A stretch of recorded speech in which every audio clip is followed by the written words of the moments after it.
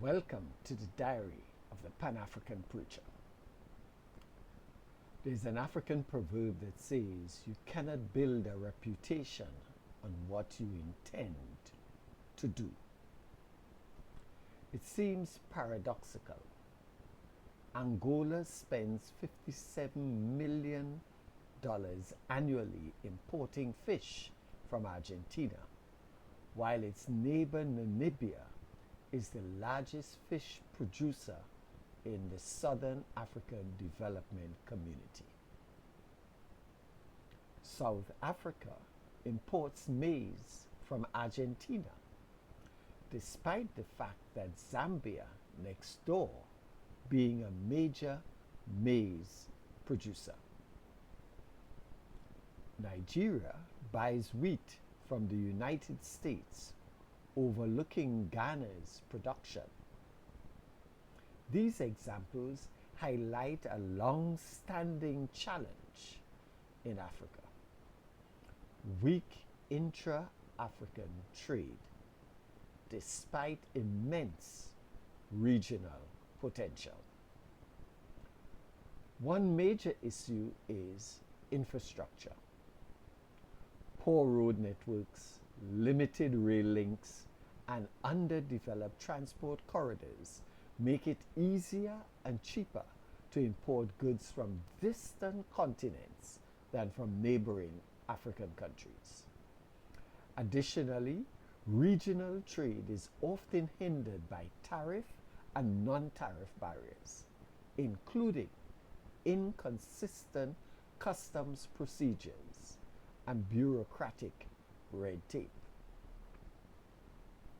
Colonial era trade patterns also play a role.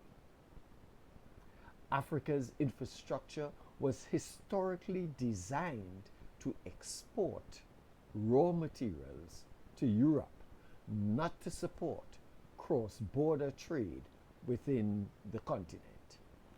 As a result, many African economies are more connected to global markets than to each other. Another challenge is the lack of trust and information between the various countries. Buyers often opt for global suppliers with established reputations and standardized processes rather than engaging lesser-known regional producers who may lack certification or consistent supply chains.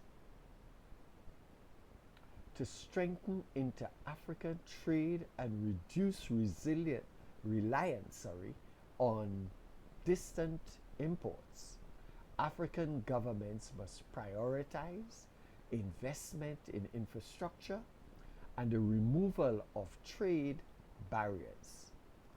Upgrading roads, railways, ports, and cross-border trade corridors is essential to connect regional markets.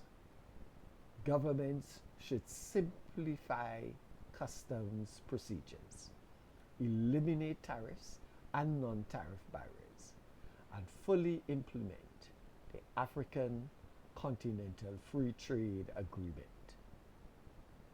By harmonizing product standards and regulations. Supporting local industries, therefore, through value addition in agriculture, fisheries, and manufacturing will also help build resilience, regional value chains, among other things.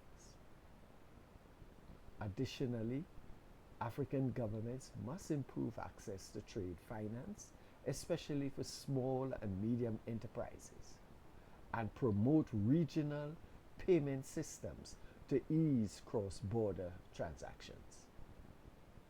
Establishing market intelligence platforms and encouraging cooperation among chambers of commerce can bridge the information gap and foster trust among regional traders.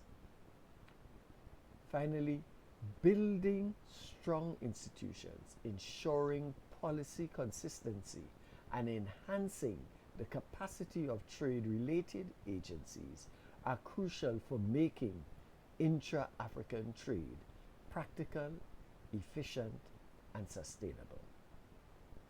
Until these structural issues are addressed, Africa will continue to import what it already produces, often just across the border. Ashe.